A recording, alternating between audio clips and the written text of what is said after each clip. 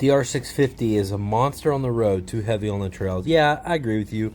Which, that's what I was talking about, was why more guys don't use that as a supermoto. It makes way more sense to me than the DRZ400. But if you're gonna do a true dual sport, lightweight dual sport where you want to ride some pretty gnarly trails, yeah, it's not for you. But man, I'm telling you, someone that knows that, someone that's a skilled rider, it's unreal what they can do on a DR650, especially if you put some decent suspension on it.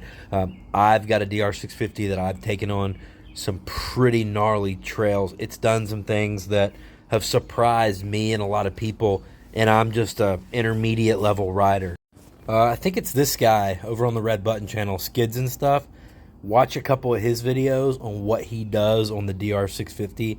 I mean, he's going over very large logs and stuff like that. And yes, you see top level adventure guys doing that on 890s and 1290 KTMs and all that.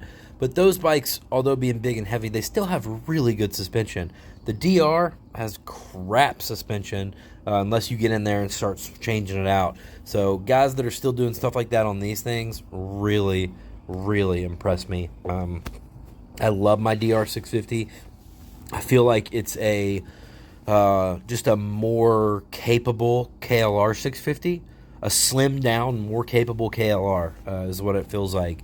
And yeah, I think that they're a super logical and viable bike even to this day, even though they've been the same for so long. They've been the same since 96 or 97. It's pretty wild.